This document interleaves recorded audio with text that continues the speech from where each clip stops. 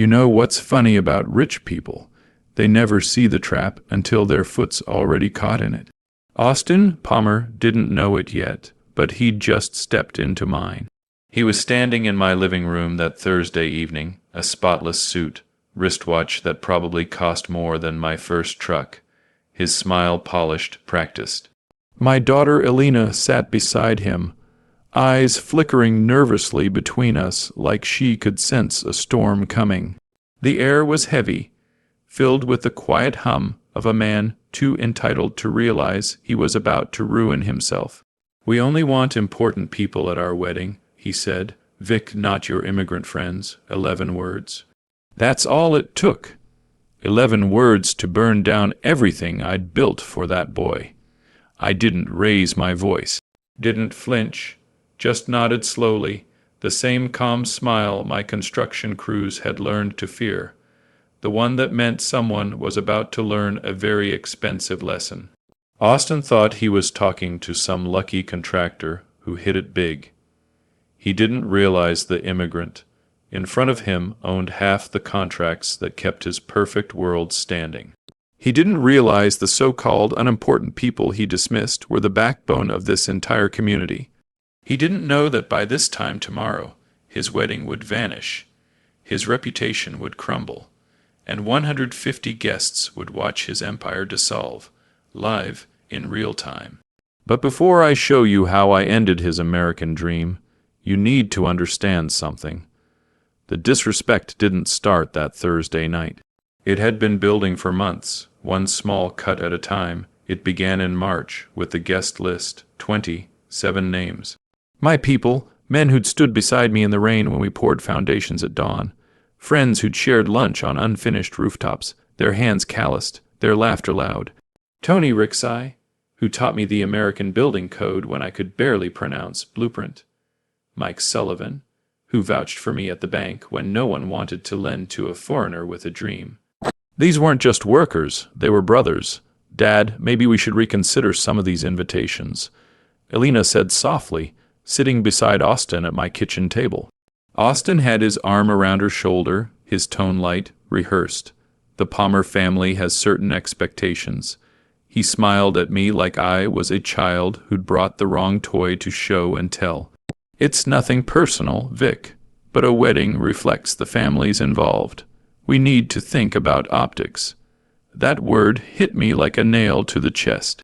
Optics, for weeks it echoed in my head. By April, my list had been refined. My men were gone, my poker buddies from the old neighborhood gone. Even Mrs. Rodriguez, the woman who'd watched Elena while I was out working 80-hour days, was deemed too informal for a Palmer wedding. Austin explained it like he was giving financial advice. "We're keeping it intimate, Vic. Just family and people who matter in our circles." I remember watching my daughter's face. The way she looked down when he said those words, the way her lips trembled, like part of her still remembered who she was before she became a Palmer. But she said nothing. Love makes you blind, and I told myself she'll see, eventually. Then came May. Austin handed me a business card, embossed, elegant. "Thought you might want to upgrade your wardrobe for the rehearsal dinner. My family's tailor will take care of you." "Upgrade my wardrobe?" I asked, raising an eyebrow. He chuckled awkwardly. "Nothing offensive, Vic, but you'll be meeting some important people. First impressions matter." There it was again. Important people, the man couldn't help himself. By June, we were touring the venue at Westchester Country Club. The place reeked of old money, velvet curtains, chandeliers heavy enough to crush a man's ego. I'd paid the $500 deposit myself. Money I'd earned laying brick under a 100-degree sun while this boy was probably sipping cocktails at Yale. "This is Elena's father," Austin said, introducing me to the wedding planner. "He's in construction." The way he said it, like I built sewers instead of dreams. Like I should be standing outside holding a shovel instead of a pen. What Austin didn't know, what he couldn't know, was that Sterling Construction had renovated this entire building in 2019. The East Wing, the ballroom, even the kitchen he'd serve his guests from. $2 million worth of work. I'd saved this club when the last contractor abandoned the project halfway through. Every board member here knew my name. I had their personal numbers, their trust, their gratitude. I just smiled and shook hands, let the boy keep digging his grave. By July, it was clear. Austin was systematically erasing my life from his wedding. No construction friends. No church community. Even my brother, Thomas, a cardiologist, 20 years saving lives, was questioned. Is he established in the community? Austin asked. Established. I could feel my blood boil, but I stayed calm. Because anger clouds judgment, and I wanted my revenge crystal clear. 3 weeks ago, Austin brought me a revised seating chart. I was at table 12 back corner, next to the kitchen doors. The smell of garlic bread and dish soap. Elena's mother, God rest her soul, would have been mortified. Her picture sat above the fireplace that night as I stared at that chart. Austin stood there, perfectly groomed, his tie immaculate, his tone indifferent. It's just logistics, Vic. The front tables are for immediate family and key business contacts. Key business contacts. The man had no idea who he was talking to. Sterling Construction, my company, employed over 300 people. We'd built shopping centers, office towers, and half the skyline he bragged about. 847 projects.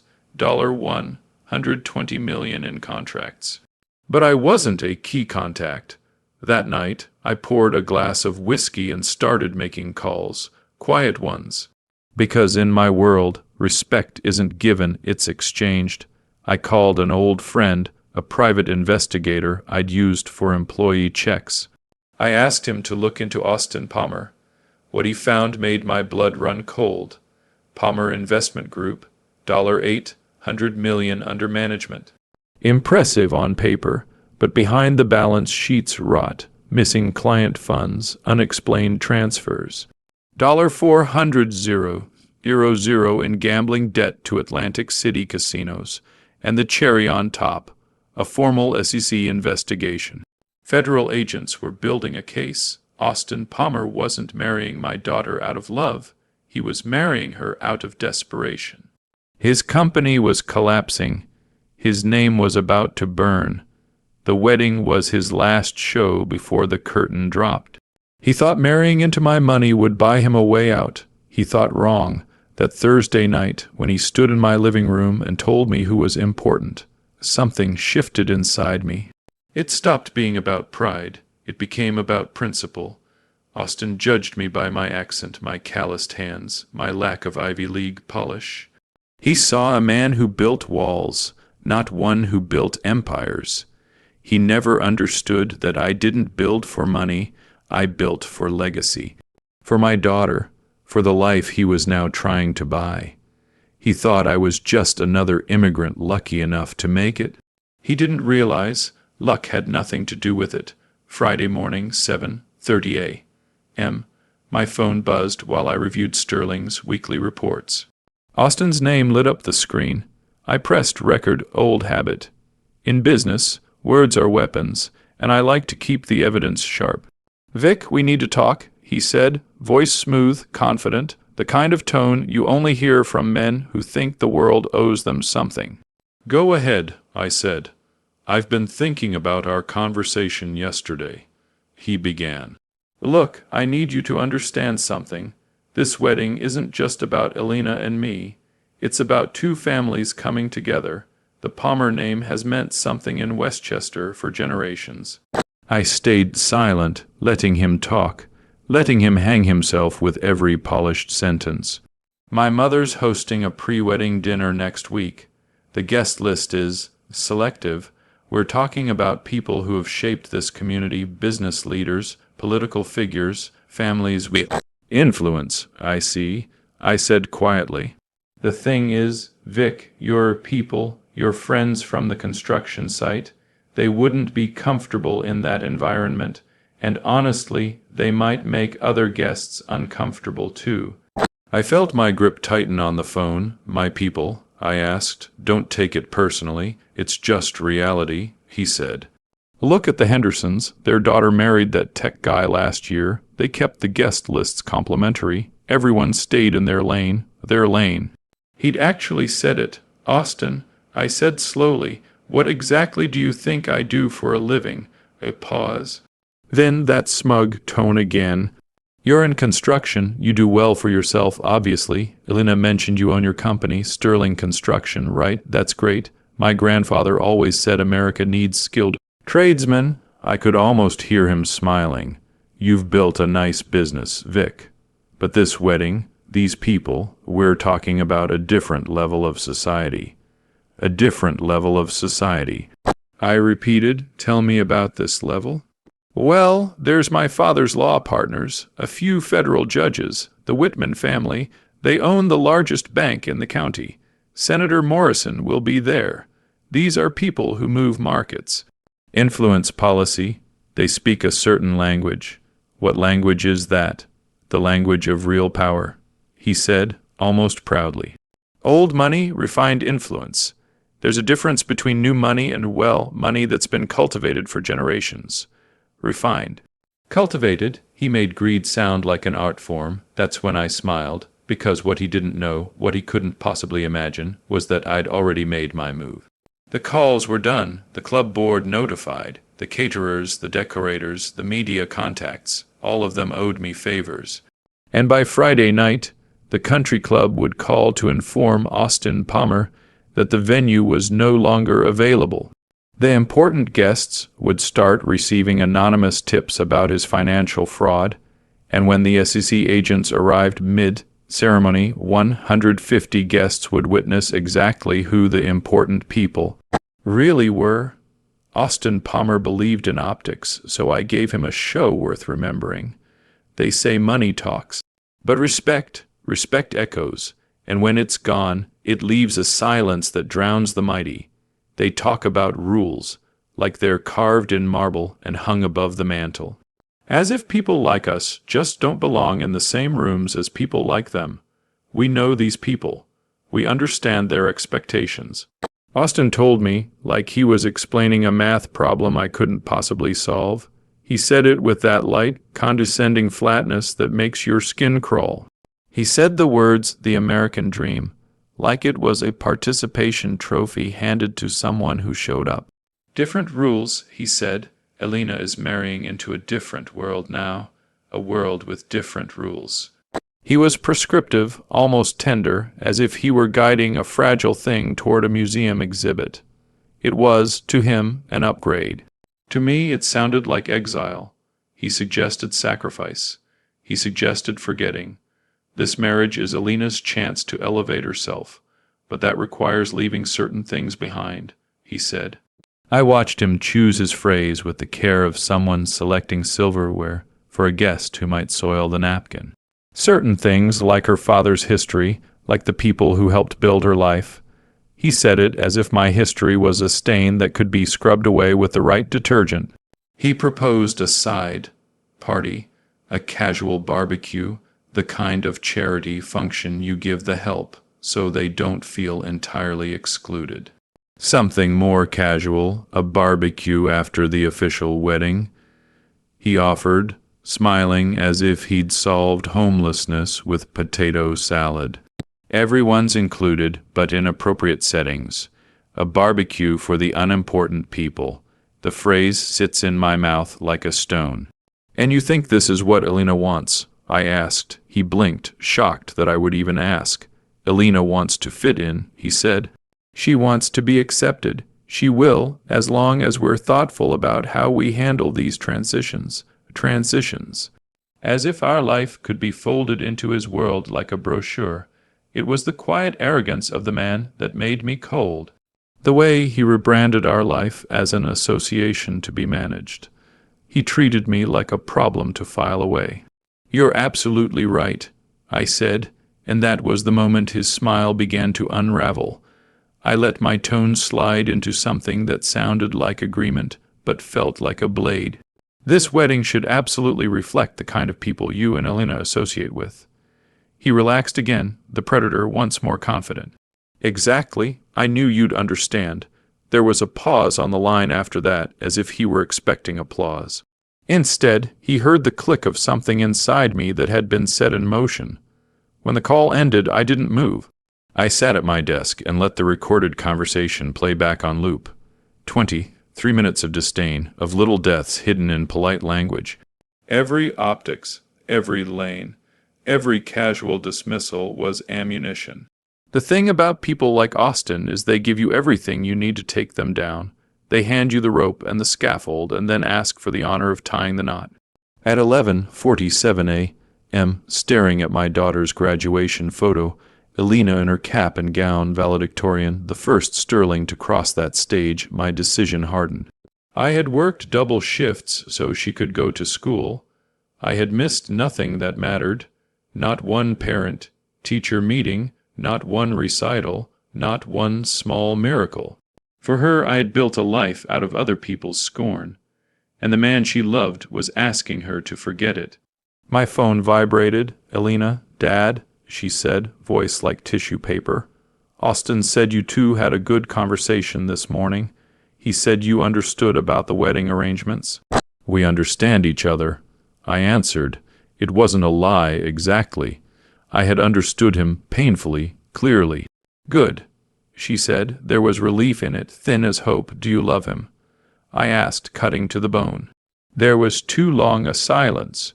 When she finally answered, it was the sound of someone trying not to fall.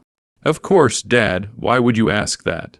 "Because love doesn't ask you to erase your life. Love holds up the photos and asks for the stories. Love is not a checklist for a social calendar. I'm not ashamed, Dad.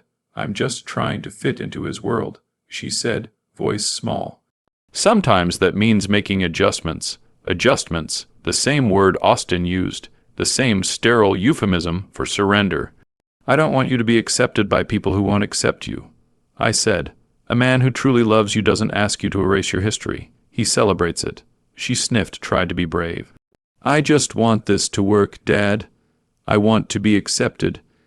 My heart tightened in a way I'd felt only twice before, when her mother died and when I signed the papers for my first job as a contractor. That ache is raw and clean, man's one of the clarity. Examples I HCOM, U from NG up and 75, year, old WOMAN MOVAD. The first call went to Marcus Webb, the PI I trusted like a brother. Marcus was not sentimental, and he hated wasting time. "Marcus, I need everything on Austin Palmer. Now. Financials, client complaints, SEC filings, everything you can find. I need it by 3 o'clock. My voice was steady, but the underlying pressure made it sound like a demand. 3, Jesus Vic, you want a miracle. You're getting a bonus, I said. 10,000 if you deliver by 3. He was quiet for a beat, then the dry chuckle I knew. You don't tip often, Vic. I'll turn the soil. The next call went to Mrs. Janet Westchester Country Club. I didn't ask for favors. I reminded people of debts. I reminded them of the times I'd shown up when others vanished. There is a ledger in this life, favors called in and favors owed. I didn't threaten, I reminded. A soft hand on a shoulder can be more persuasive than a clenched fist. "Mrs. Chen," I said, voice soft, "I need to speak to your board about the date next month." "Oh, Mr. Sterling, what can I do?" she asked. "Tell them Sterling worked on the East Wing in 2019. I said. "Tell them we stepped in when the contractor walked off. Tell them who it was who saved their bonds. I'm not asking anything special. I'm just asking they remember. There's a technique to leverage. You don't scream into the room. You remind the room that it owes you the stage." By 1 o'clock, Marcus called back. He'd dug through filings, subpoenas, whispered complaints. He'd found more. Transfers routed through shell accounts. Names of clients complaining about missing funds. Nights traced to Atlantic City, where the odds chewed up a man's dignity and spit it out. The SEC had opened a window. They were probing. Agents were interested. "Do you have anything on the Palmer accounts?" I asked. "Enough to make someone uncomfortable at a dinner party," Marcus said. "Enough to get the board's attention if you want them to worry about liability. Enough to get a lawyer to call you back. You want me to push it. I want it placed precisely, I said. And not exposed in a tabloid, not a smear, make it surgical. Anonymous tips to the right people, the ones who can cancel before he even knows he's been canceled. There's an art to ruin. It's not about spectacle but precision. Remove the supports quietly. Make the stage disappear just as the actors take their bows. By 2:30, I had secured a phone number for a line at a financial news outlet. An editor who liked scoops and hated the rich who thought themselves untouchable. I had a contact among the country club's vendors, a caterer who loved cash and hated trouble. I had even, quietly, convinced a friend in the county clerk's office to run a check on property transfers tied to Palmer Investment Group. It wasn't rocket science. It was networks, the ones I'd spent 3 decades building while someone else learned how to tie a Windsor knot. I sat back and lit a cigarette I hadn't intended to smoke. The burn steadied me. Outside, a summer storm was gathering, low, slow clouds rolling like distant drumbeats. The house smelled of coffee, gone cold, and the faint ghost of the perfume Elena used to steal from her mother's dresser. I tuned the recording again and listened to Austin explain how my people might make other guests uncomfortable. He'd said the words like a shield. At 4 o'clock, Mrs. Chen called me back. The board was nervous, she said. Liability concerns. There's been some chatter. She admitted. We can't have anything that might affect our reputation. Exactly. I told her. Exactly. By 5, anonymous notices had been dispatched to a handful of the Palmer family's social circle, gentle, discreet notes. You may want to review your holdings with Palmer Investment Group. There are rumors of irregularities. The right name in the right inbox can do more than any protest sign. People like Austin live by invitations. Remove the invitations and watch the house of cards tremble. I organized it like a builder plans a demolition. Remove a beam here, a column there. Make sure the collapse looks natural. Let gravity do the work. The SEC whisperings would become a call to a few select clients. A club board afraid of liability would call to cancel their deposit. A caterer would call to postpone. A few old, money friends would distance themselves at the first hint of scandal. Pride is fragile. Reputation is porous. Remove enough of the scaffolding and even the finest tapestry unravels. At dusk I drove past the country club. The last golden light slanted across their manicured lawns, chandeliers gleaming behind tall windows like little moons. I watched a van pull away the caterer. I guessed and felt the cold assurance of inevitability bloom in my chest. My hand rested on the steering wheel the same way it used to rest on a sledgehammer when we poured concrete at dawn. Firm, unbothered, deliberate. That night I didn't sleep. I paced. I drafted emails and left them unsent, not because I feared exposure, but because I wanted every eventuality to be profoundly inevitable. The next morning I would be prepared. The phone would ring. The board would call. A groom would watch the wedding invite list shrink like ice under a lamp. And yet, even as I moved pieces on my invisible chessboard, there was a small, quiet corner of me that feared what the collapse might do to Elena.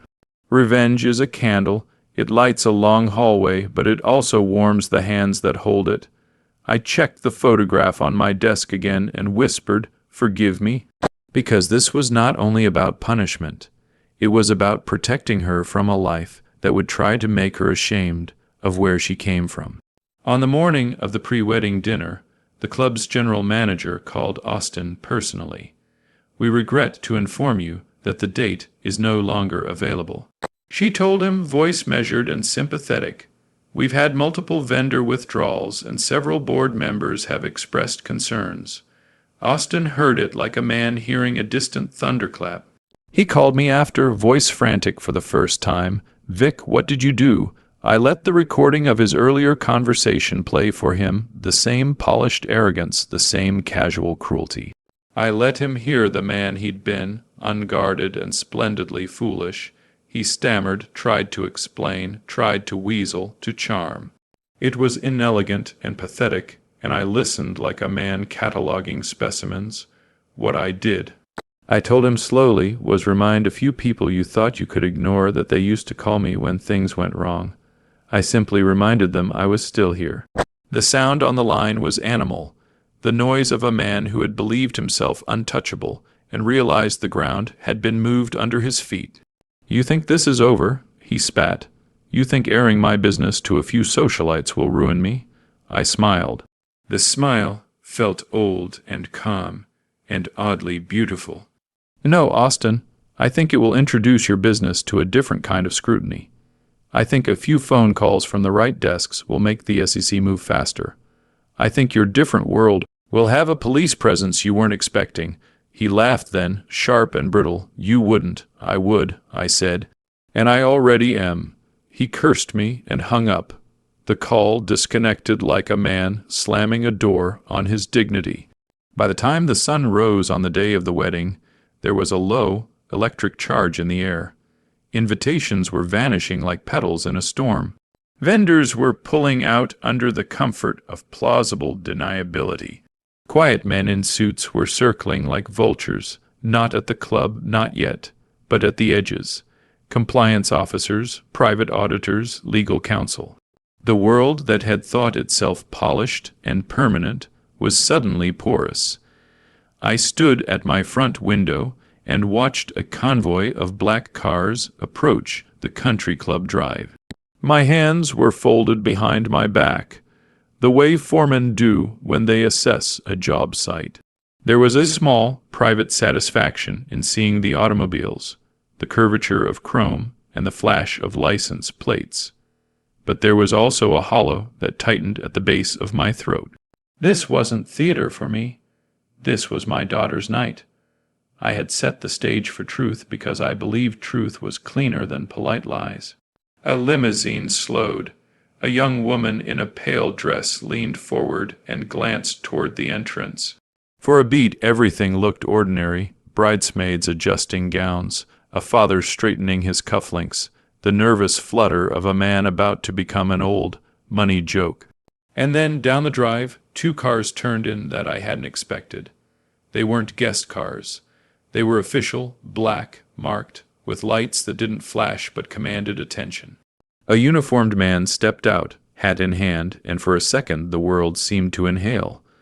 I felt a quiet, terrible joy that turned almost immediately to dread. The line of limousines slowed, conversations halted. Someone at the door said a single sentence I couldn't hear, but the look that crossed the groom's face, oh, that look told me everything. I walked to the mantel, reached for the photo of Elena at graduation, and held it in 2 hands like a talisman. My thumb rubbed the corner where the paper had bent. The storm over the club broke open with a single, precise crack. The scene outside blurred into the sound of a voice I knew well, my own, in my head, steady and final. Sometimes to protect what you love, you have to remind the world how powerful the people you dismissed really are. The gates opened, and the important people watched as everything they thought indispensable trembled. The last thing I heard before everything went beautiful and terrible was a single, small sound, the precise, unmistakable click of handcuffs closing. Austin's voice cracked through the boardroom like a whip. "This is Vic Sterling from Sterling Construction," he announced, his tone all confidence and polished authority, as though saying my name might conjure me into the room. "He'll be overseeing the entire build for the new corporate tower." I stood beside him, calm and collected, every inch of me wearing the practiced mask I'd spent years perfecting. Inside, though, I could feel the slow burn of something darker. The satisfaction of knowing the game had already begun, and he didn't even realize he was a pawn in it. Elena sat across the table, her perfectly manicured hands folded on the desk, her diamond ring glinting beneath the sterile light. She looked at me briefly, just briefly, but in that fraction of a second I saw it. Recognition, fear, and a question she didn't dare voice. The air between us thickened. Austin noticed nothing. He He kept talking, his voice echoing off the glass walls. "We're trusting Vic and his team to make sure everything runs smoothly. This is a $50 million project, the biggest in the company's history." I smiled politely, extending my hand toward Alina. "Pleasure to finally meet you, Mrs. Palmer." Her grip was cold. Too cold. Weeks passed, and I played my part flawlessly. Meetings, blueprints, polite dinners, and subtle conversations about timelines and budgets. Every time Austin smiled and clapped my shoulder. Every time Alina looked away from me a second too long. My revenge simmered quietly, patient and deliberate. Because revenge, real revenge, isn't fire, it's ice. It moves slowly, unnoticed, until the right moment to strike. The moment came on a Friday morning. The boardroom was full. Austin stood at the head of the table, preparing to finalize the deal, to sign the papers that would secure both his wealth and his illusion of control. The projector flickered behind him, displaying slides of architectural plans, my plans. Then the screen glitched. A flash of static, then another. Austin frowned. "Vic, what's going on?" I shrugged, feigning confusion. "Not sure, maybe a connection issue." But then the images began to change. The blueprints dissolved, replaced by photographs Alina and Austin, together in moments they thought were private. Dim hotel rooms, clandestine embraces. Her laughter caught mid-kiss. His face, unmistakable. Gasps filled the room. One of the executives dropped his pen. Alina froze. Austin went pale. And I just watched. For a long, terrible moment, no one spoke. The silence was louder than any explosion. Austin's voice finally broke it, low, trembling. Turn it off right now." But it was too late. Every person in that room had seen enough. The damage was irreversible. I leaned back in my chair, folding my arms, my tone calm and measured. "It looks like there's been a leak." Austin's eyes met mine. He knew, but there was nothing he could prove, nothing he could say without admitting everything. His world, his reputation, his marriage, his empire was crumbling in real time. I stood, straightening my jacket. "You might want to check your servers," I said quietly, the edge of a smile tugging at my mouth. "Could be a security issue." Then I walked out. The door clicked shut behind me, and the sound echoed like the end of an era. Outside, the morning sun hit my face warm, almost cleansing. My phone buzzed in my pocket. I glanced at the screen, a text from Alina. "Why, Vic, why did you do this?" I stared at her message for a long time. My reflection ghosted over her words. Then another notification. "My daughter. Dad, people are sharing it." I closed my eyes and exhaled. The world was watching now. Justice, or maybe something crueler, had been served. And somewhere deep inside, where the ache of betrayal had once lived, I felt nothing. Just silence. The silence didn't last. By morning, the silence had turned into noise, ugly, poisonous noise, spreading through every corner of the internet. Austin's friends, his family's old connections, their country club allies, they'd started a war of words. And the target wasn't Austin. It was me. They said terrible things about my business, about my family, about me. New money? Immigrants who don't understand American values. American values. Those words echoed in my head like an insult branded into the air. From a man who'd stolen $2. $3 million from elderly clients, gambling away retirements built over lifetimes. He was lecturing me about values. My phone wouldn't stop vibrating. Messages, tags, screenshots. "Dad?" Alina's voice came through the line, trembling. "The comments are getting worse. Someone posted photos of our house, called it immigrant gaudy. They're saying we're jealous of old American families." I didn't respond right away. My hands tightened around the phone. I scrolled through the posts myself, and there it was, Margaret Palmer. Austin's mother, her profile photo immaculate, pearls gleaming, the perfect portrait of inherited arrogance.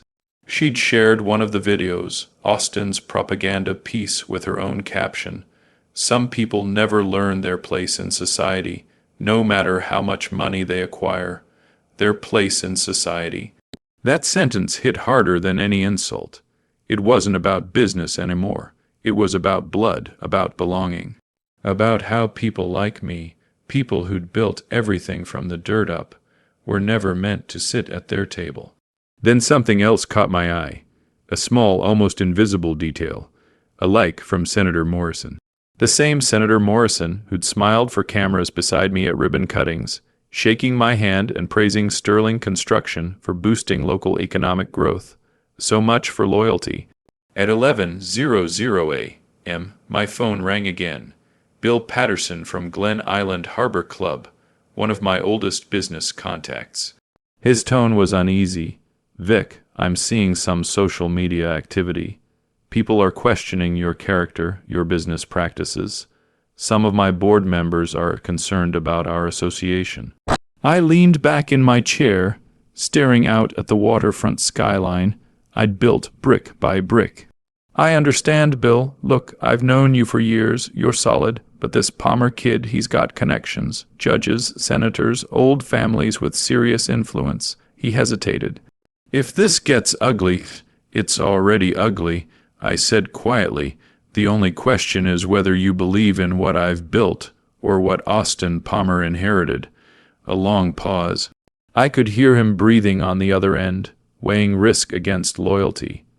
Then he asked softly, "Vic, what aren't you telling me?" I looked at the clock. 11:07 a.m., perfect timing, Monday morning. I said, "Austin Palmer will be arrested by the FBI." Silence. "Then what?" "Wire fraud, embezzlement, securities violations. He's stolen over $2 million from elderly clients to cover gambling debts." "Jesus Christ. Vic, are you sure?" "I have the federal investigation documents, 47 pages, banking records, wire transfers, client complaints. Austin Palmer is a criminal, and he's using his family's reputation to hide it. He's trying to destroy mine to save his own." There was no sound for several seconds. Then Bill exhaled sharply. "If this is true, everything changes."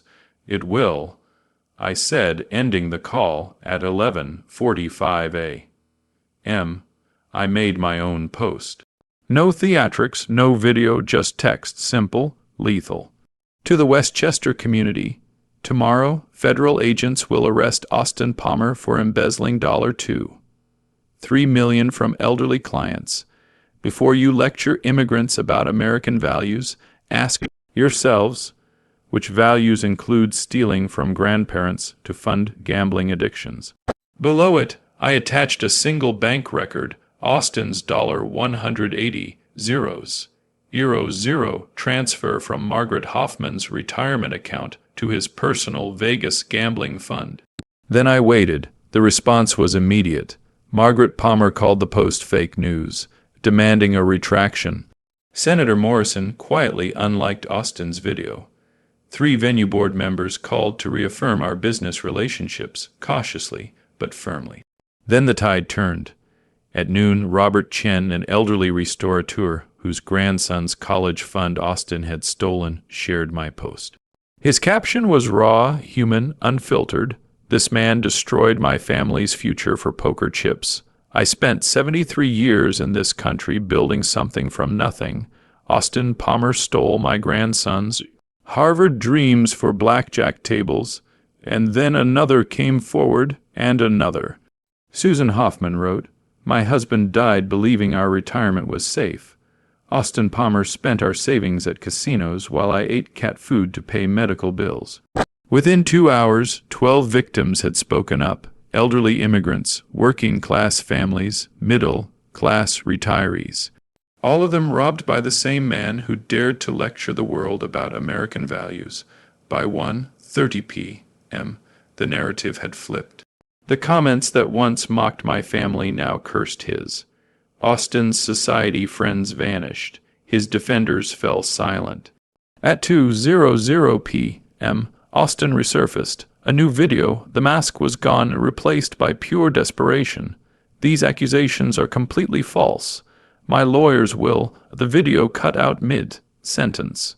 Because at 2:03 p.m., 3 black SUV rolled up the Palmer family driveway, FBI agents. They'd arrived 18 hours ahead of schedule, tipped off by a concerned citizen who'd provided evidence of ongoing financial crimes. That citizen might have been a local contractor, an immigrant, a man who understood the difference between inherited privilege and earned justice. Saturday, 2:30 p.m. While federal agents swarmed the Palmer estate, I was home, sitting across the kitchen table from my daughter. Elena, her wedding dress hung upstairs untouched, the veil draped over the banister like a ghost of the life she'd almost stepped into. Her eyes were swollen from crying, but clear now, clear in a way I hadn't seen in months. "Dad," she said quietly, "I need to know everything." So I showed her. Every document, every testimony, every transfer. The evidence spread across our kitchen table like a deck of poisoned cards. "Margaret Hoffman," I began. 82 years old. Austin convinced her to move her retirement account to Palmer Investments for better returns. Then he transferred $180,000 to cover his gambling losses. Elena studied the printouts, her fingers trembling. She trusted him. They all did. I nodded. Robert and Susan Chen, the Williams family, 12 victims.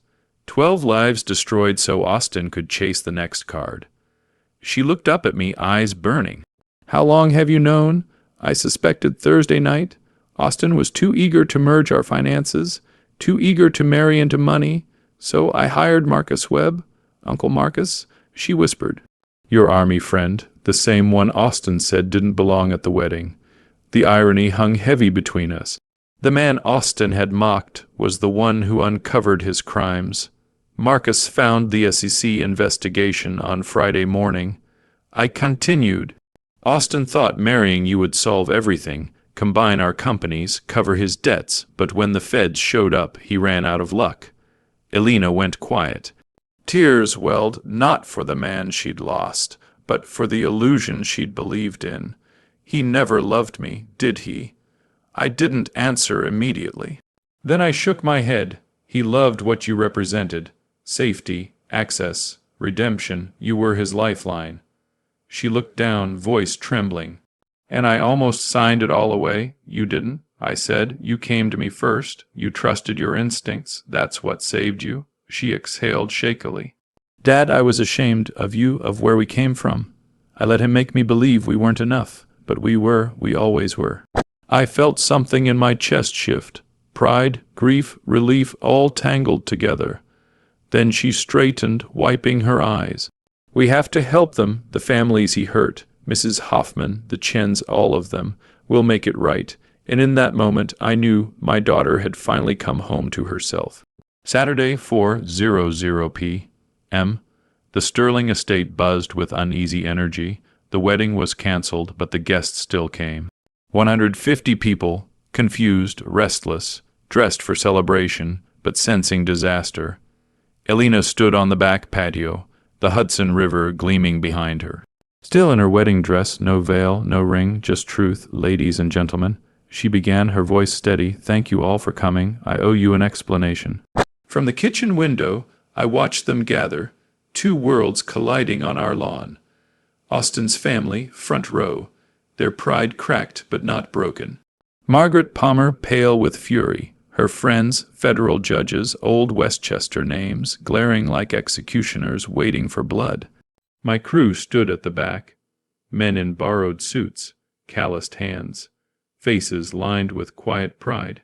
Senator Morrison lingered by the hedge, pretending to check his phone, eyes darting toward the FBI agents now stationed around the perimeter. Elena continued, voice carrying like a bell.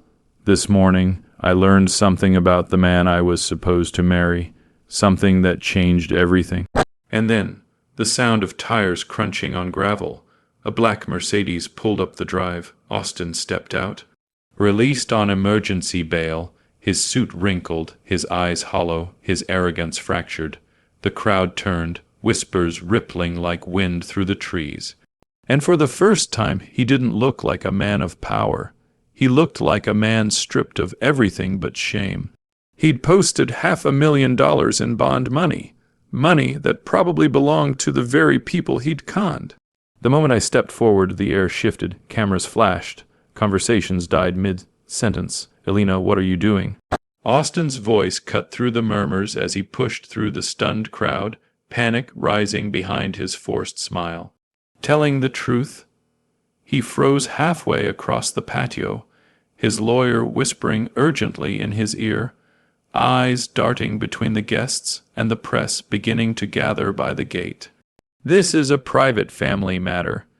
Austin's voice trembled, desperation leaking through his confidence. You don't need to. Austin Palmer stole $2. $3 million from elderly clients, Elena said, her voice amplified by the microphone the band had left near the fountain. To fund his gambling addiction, a silence swept across the estate like a tide pulling everything in. Even the Hudson River seemed to hush, its gentle waves brushing against the dock in the distance. Then, a brittle voice shattered the quiet. This is outrageous. Margaret Palmer rose from her table, her pearls catching the afternoon light. How dare you make such accusations? Elena didn't even flinch. FBI agents arrested him 6 hours ago. She continued steadily. Wire fraud, embezzlement, securities violations. 12 families destroyed so he could play poker in Atlantic City. Austin's face darkened to crimson. Elena, you're hysterical. The stress of the wedding. There were no venue problems, Austin. She interrupted coldly. My father canceled every booking because he discovered what you really are. Dozens of heads turned toward me. I stepped out onto the patio, the folder in my hand, the same one that had started this entire chain of events, glinting in the sun. Margaret Hoffman, 80, 2 years old, I said, my voice steady and clear, trusted Austin with her retirement savings. He stole $180,000 for a weekend in Vegas. Gasps rippled through the guests. Austin's lawyer grabbed his arm, whispering, Don't say a word, not one. Robert and Susan Chen married 50 years. I went on. Their grandson's college fund, $240,000. Gone. Lost at blackjack tables while they ate pasta every night to save money. I lifted the bank records for all to see. Mary Rodriguez, 74, needed home health care after a stroke. Austin emptied her medical fund for a poker tournament. She lost her house. The weight of every word crashed down on the garden. Senator Morrison quietly slipped away toward his car. The Palmer family's business associates checked their phones, faces pale, calling their lawyers, one by one abandoning their golden circle. But here's what Austin really thought of all of you, I said. 2 days ago, he called me, said he only wanted important people at his wedding, said my immigrant friends wouldn't understand the language of real power. The crowd stiffened. I pulled out my phone, connected it to the speaker that had been meant for the wedding music. Vic, don't, Austin warned, his voice barely holding together. The recording began. Austin's voice, smooth and arrogant, filled the air. The language of real power, Vic. Old money. Established influence. Look, I'm not trying to be offensive, but there's a difference between new money and, well, money that's been refined over generations. The sound echoed through the garden. Every sneer, every smug tone sliced through the silence. This marriage, the recorded voice continued, is Elena's chance to elevate herself, to become part of something bigger than where she came from. Margaret Palmer's expression hardened into stone. The whispers grew louder, more hostile now, but not toward us. I stopped the recording. You know what, Mrs. Palmer? Austin was right about one thing. This marriage would have elevated Elena from honest success to criminal accomplice. Austin's facade finally cracked. You sanctimonious bastard, he roared, surging forward, his lawyer trying to restrain him. You think you can destroy my family because we wouldn't accept your blue-collar friends. You think your construction money makes you better than 4 generations of Palmer achievement.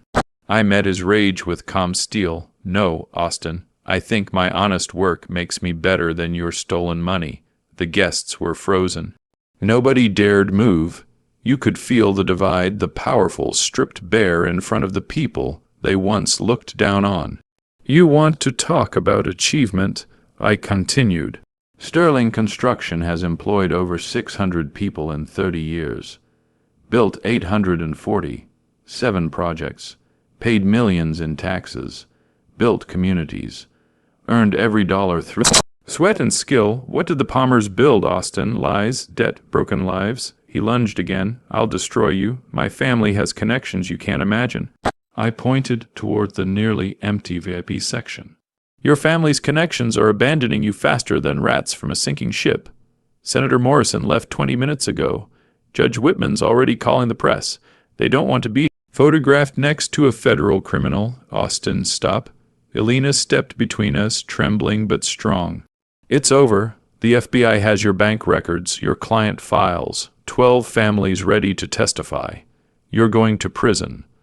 Elena, please, he begged, voice breaking. We can fix this. I can. Your lawyer says to keep quiet. I cut in, because anything you say can and will be used against you. Then Margaret Palmer stood, voice colder than the wind off the river. Elena, dear, you're making a mistake. Austin made poor financial decisions, but he destroyed lives for poker chips. Elena said, fire in her voice now. Mrs. Palmer, while you were teaching him about social superiority, you forgot to teach him basic human decency. How dare you? Margaret snapped. How dare I what? Elena shot back. Tell the truth. Austin told my family we weren't good enough for yours. Turns out, your family wasn't good enough for honesty. At that moment, 2 FBI agents stepped forward from the crowd. I recognized one Agent Rodriguez. I'd called him an hour earlier, just in case. Mr. Palmer, he said firmly, you're in violation of your bail conditions by approaching witnesses in your case. You'll need to come with us. This is harassment. Austin shouted as the agents cuffed him. I have rights.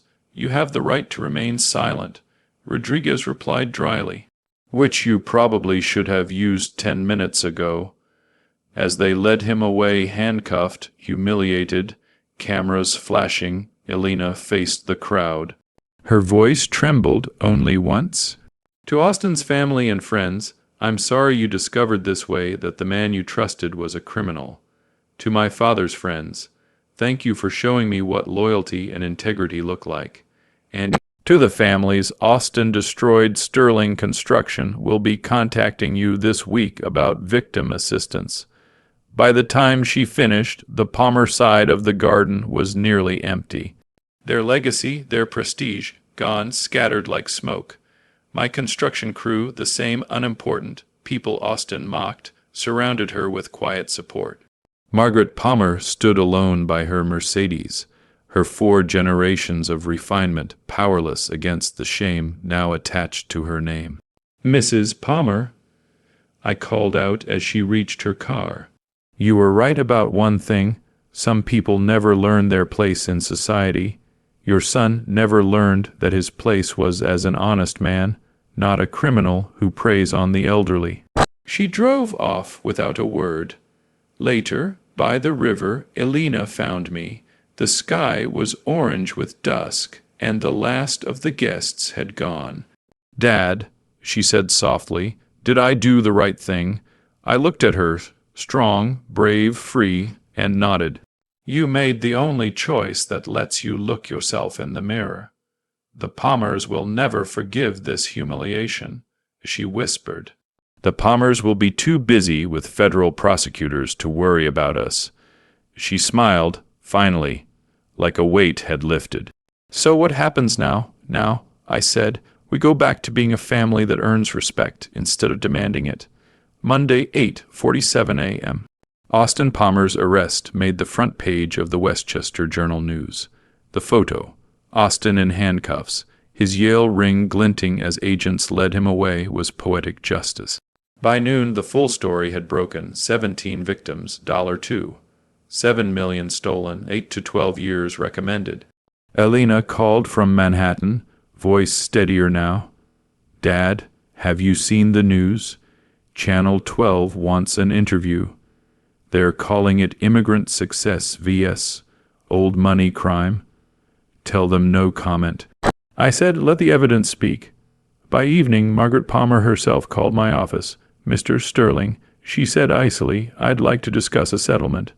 "There's no misunderstanding, Mrs. Palmer," I interrupted. "Your son is a criminal, and your family name buried itself." The line went dead. That night, Elena brought Chinese takeout, the same restaurant Austin once called unrefined. We ate in the quiet kitchen where it all began. "Dad," she said finally, "I quit my job. I want to work for Sterling Construction." I nearly choked. "Elena, you have a degree from Fordham. You could work anywhere. I want to work somewhere I'm proud of what we build, literally and figuratively." 3 months later, Austin Palmer was sentenced to 9 years in federal prison. Sterling Construction created a victim assistance fund. Elena ran it personally. Her first project, affordable housing for elderly immigrants, the same people Austin had once preyed upon. Margaret Palmer moved to Florida. The estate was sold. 4 generations of Westchester prestige erased by one man's greed. And Elena, she started seeing Marcus Webb's son, a public defender who fights for families like those Austin destroyed. Sometimes revenge doesn't need fire or fury. Sometimes living well is the sharpest blade of all. Because in the end, the important people aren't the ones born with power, they're the ones who build it, brick by brick, with clean hands.